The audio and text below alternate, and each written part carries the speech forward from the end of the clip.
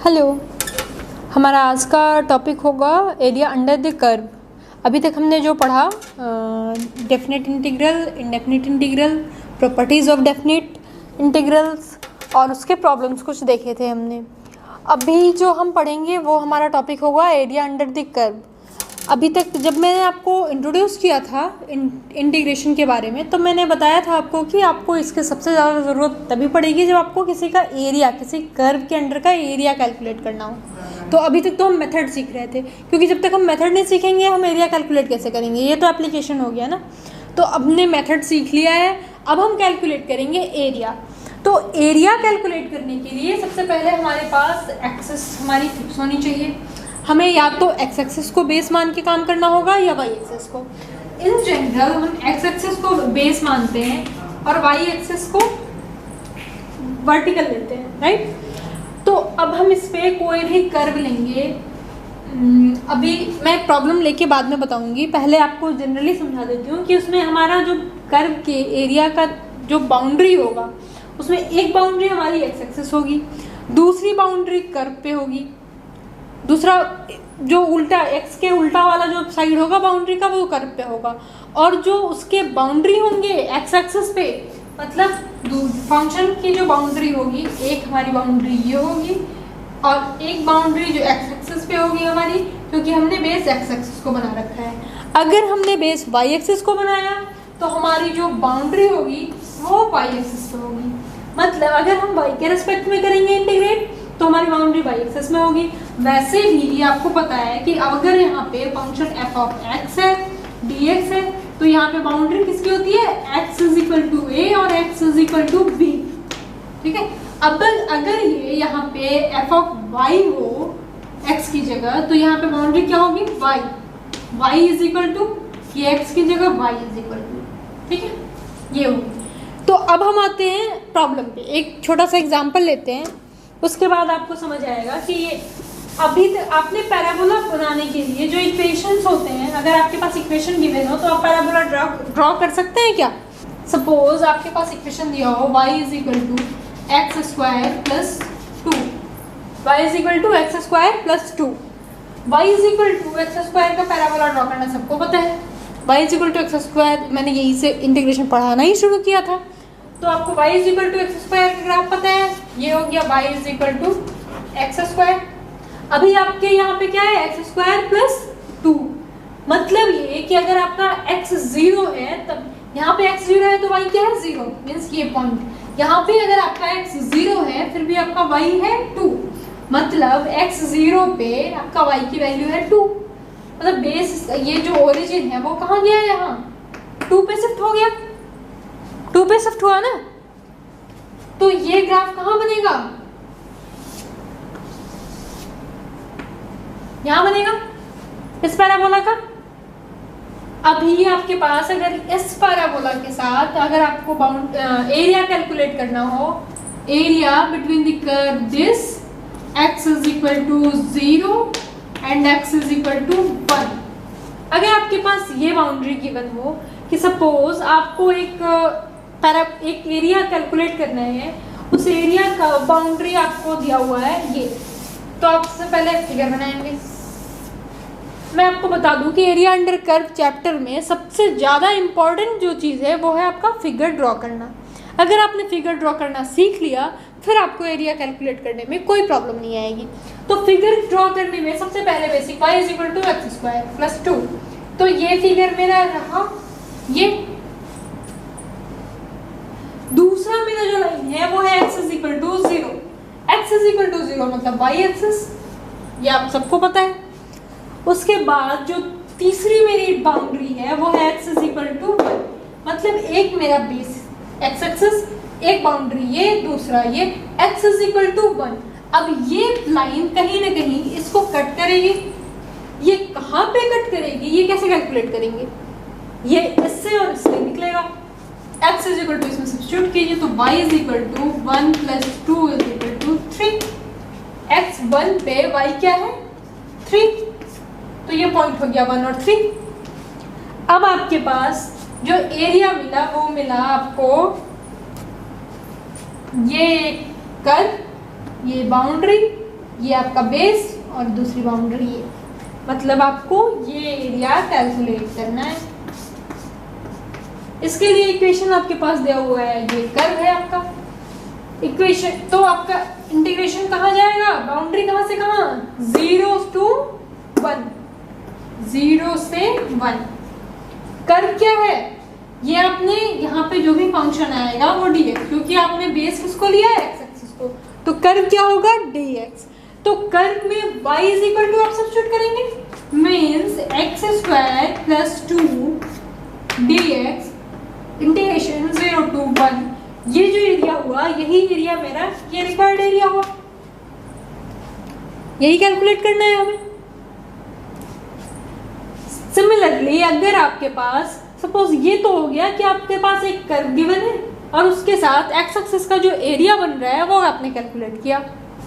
ये एरिया आपके इधर भी हो सकता था। सपोज आपसे मैं कहती कि आपको y is equal to this function, x is equal to 1 and x is equal to -1। तो अब ये आप एरिया कैलकुलेट करते हो, ये एरिया होता, ये पूरा ही कर्व आपका ये होता, बाउंड्री आपकी ये और ये होती और बेस एक्स एक्सिस होता। वैसे ही अगर आपसे मैं कहूँ कि आपको कोई ऐसा एरिया कैलकुलेट करना है जिसका फिगर है इन दोनों के, आपको एरिया जो कैलकुलेट करना है वो आपको area between the curve calculate करना है। अभी तक आपने जो कैलकुलेट किया वो क्या था, एरिया अंडर द कर्व, मतलब आपके पास एक कर्व गिवन था और एक आपका बेस एक्स एक्सिस था। अभी आपके पास जो एरिया कैलकुलेट करना है वो है एरिया बिटवीन द कर्व। तो area between the curve calculate करने के लिए आपके पास यहाँ पे बाउंड्री एक्स एक्सिस तो नहीं रही, एक बाउंड्री तो आपका ये हो गया, दूसरी बाउंड्री ये होगी, लेकिन ऊपर में भी कर्व है और नीचे में भी कर्व है, ये तो आप जानते नहीं है। तो इसको कैलकुलेट करने के लिए आप ऊपर वाले पोर्शन, ये आपको लेकिन ये पता है कि आपको कैलकुलेट करने के लिए कहा जाए तो आप ये कैलकुलेट कर लेंगे इजीली। वैसे ही आपके पास ऐसा फॉर्मूला है जिससे आप ये एरिया भी इंडिपेंडेंटली कैलकुलेट कर सकते हैं, और इन दोनों एरिया का जो डिफरेंस है वही आपका ये एरिया है। तो इस तरह से आप इन दोनों दो कर्व आपके पास दिए हुए हों तो दोनों कर्व के बीच का एरिया कैलकुलेट कर सकते हैं easily. Area between the curve easily calculate हो जाएगा। ये रहा कंसेप्ट वाइज आपका दोनों तरह का प्रॉब्लम। अब हम जब तक इससे 4-5 क्वेश्चन सॉल्व नहीं करेंगे तब तक हम ये आइडिया नहीं लगा पाएंगे कि एरिया अंडर द कर्व कैसे कैलकुलेट करते हैं, क्योंकि area between the curve calculate करने के लिए भी आप अल्टीमेटली कर क्या रहे हैं, area under the curve he calculate कर रहे हैं। ठीक है, तो अभी हम सबसे पहले फिगर ड्रॉ करना ही सीखेंगे। 2-3 और प्रॉब्लम मैं लेती हूँ जिसके फिगर ड्रॉ करना सीखेंगे हम। सबसे इम्पोर्टेंट चीज़ है आपको फिगर ड्रॉ करना, उसका एक्सिस चूज करना, और एक्सिस चूज करने के बाद उस फिगर पे जो इंटरसेक्टिंग पॉइंट्स हैं उनको निकालना, क्योंकि बिना इंटरसेक्टिंग पॉइंट के आप एरिया का बाउंड्री तो कैसे पता करेंगे। सपोज आपके पास ये दो कर्व गिवन है और आपके इन दोनों के बीच का एरिया कैलकुलेट करना है आपको। क्वेश्चन में बस आपको ये दिया हुआ है कि सपोज आपके पास ये और ये दो कर्व हैं तो दोनों के between the area, enclosed area जो है वो कैलकुलेट करना है। ये जो आपका है X square is equal to 4y, X square is equal to 4y, that means आपका पैराबोला किस साइड होगा, ये सबसे इंपॉर्टेंट है पहचानना कि पैराबोला अपवर्ड होगा या पैराबोला इसके पैरेलल होगा। किसके पैरेलल होगा, ये parabola y is equal to X square वाला ये पैराबोला है, तो ये हो गया मेरा पैराबोला। अब जो दूसरा इक्वेशन है वो दिया हुआ है x is equal to 4y minus 2। तो 4y माइनस 2 में ये लाइन जो है, ये लाइन अगर हम इसको लोकेट करना चाहें तो ये कैसे हम इसको ड्रॉ कर पाएंगे। तो इसके लिए 2-3 मेथड्स हैं, या तो आप स्लोप वाले मेथड से निकाल लीजिए y is equal to mx plus c। इसके लिए भी आपको अलग अलग वैल्यू निकालनी पड़ेगी। सपोज आपने x की वैल्यू 0 ली, उस सिचुएशन पे y क्या होगा आपका 4y इज इक्वल टू 2 और y is equal to 1/2। x0 पे y क्या हो गया, x इज इक्वल टू 0 तो y इज इक्वल टू 1/2, मतलब ये पॉइंट और दूसरा पॉइंट, ये एक पॉइंट हो गया x0 y 1/2। दूसरा 2 पॉइंट निकालने के बाद ही आप किसी लाइन को ड्रॉ कर पाएंगे। अब दूसरा जो वैल्यू निकालना है तो सबसे आसान होता है वैल्यू निकालने के लिए कि आपने एक बार x को 0 रखा, एक बार y को 0 रख दें, या फिर आप उस लाइन और इसका इंटरसेक्टिंग पॉइंट निकाल लें। इंटरसेक्टिंग पॉइंट भी आपको निकालना ही पड़ेगा कि ये लाइन कहाँ कट कर रहा है एक्स एक्सिस को, सॉरी कहाँ कट कर रहा है इस पैराबोला को। तो वो निकालने के लिए भी हम इन दोनों का इंटरसेक्टिंग पॉइंट निकालेंगे। सबसे पहले हम y is equal to 0 put करके देखते हैं। y is equal to 0, then x is equal to -2, मतलब लाइन के लिए एक पॉइंट हो गया ये, और दूसरा पॉइंट हो गया -2 एंड 0। -2 यहाँ कहीं होगा, ये हो गया लाइन। अब हमें निकालना है कि area enclose between this line and this parabola. तो एरिया क्या हो गया, दिस। अब हमें ये पॉइंट्स निकालने पड़ेंगे कि ये कहाँ कट कर रहा है। पॉइंट्स क्यों निकालेंगे, क्योंकि हमें बाउंड्री चाहिए। बाउंड्री के लिए हमें पॉइंट्स चाहिए ये दोनों कि ये कहाँ कट कर रहे हैं इसको।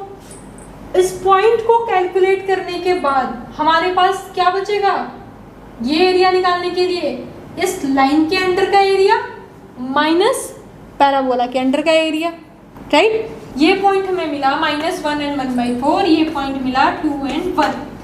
x की वैल्यू हमने 2 रखी तो हमें y 1 मिला, और इसमें -1 एंड 1/4 मिला। तो अब हमारे पास, हमें y से तो मतलब नहीं है, बाउंड्री हम किसके लिए लेंगे, x के लिए, वैल्यू हम x के लिए देंगे। तो ये मेरा इंटीग्रल जो बनेगा वो बनेगा कहाँ से, बाउंड्री हमारी ये पॉइंट -1 और इस तरफ इधर का लास्ट पॉइंट 2, -1 से 2 हमारी बाउंड्री हो गई।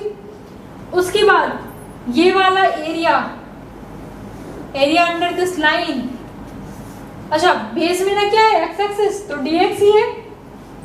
ये लाइन का एरिया क्या है, लाइन इसका इक्वेशन क्या है, y इज इक्वल टू, यहां से निकाल लेते हैं,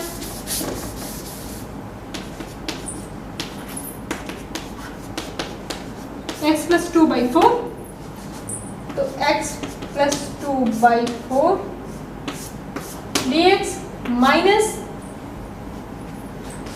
पैराबोला का इक्वेशन क्या है, -1 से 2, -1 से 2, ये तो वही रहेगा पैराबोला का equation, y is equal to x² 4 dx। तो इन दोनों कर्व के बीच का एरिया, अभी हमने इस पूरे एरिया से ये वाला पोर्शन जो है उसको माइनस कर लिया, ये पूरा एरिया हो गया, और ये वाला पोर्शन ये रहा। इन दोनों में से इसको माइनस करने पे हमें क्या मिलेगा, दिस एरिया, ठीक। तो यहाँ पे अब ये इंटीग्रेशन x + 2/4, 1/4 तो बाहर आ जाएगा, यूं भी 1/4 बाहर आ गया, तो ये x + 2 का डिफरेंशिएशन इंटीग्रेशन बचा। सिमिलरली ये x² का इंटीग्रेशन बचा, 1/4 यहाँ से भी बाहर आ गया। तो एक बार जैसे ही आपने फिगर ड्रॉ करके और ये इंटीग्रांड जैसे लिखा बाउंड्री के साथ, आपका प्रॉब्लम वहीं सॉल्व हो जाता है, क्योंकि बाउंड्री जैसे ही आपने डाल दी उसमें और इंटीग्रांड लिख दिया, उसके बाद आपको बस सिंपल इंटीग्रेशन सॉल्व करना होता है। सारी जो इसकी बारीकी है वो यही है कि इसका बाउंड्री कैलकुलेट करना, इसका ये पॉइंट लोकेट करना, और एक्सिस चूज करना कि किस एक्सिस को आपने बेस बनाया है, ठीक है। अगला वीडियो जो हम करेंगे उसमें और कुछ प्रॉब्लम्स लेंगे ताकि ये चैप्टर आपको अच्छे से क्लियर हो जाए। Thank you.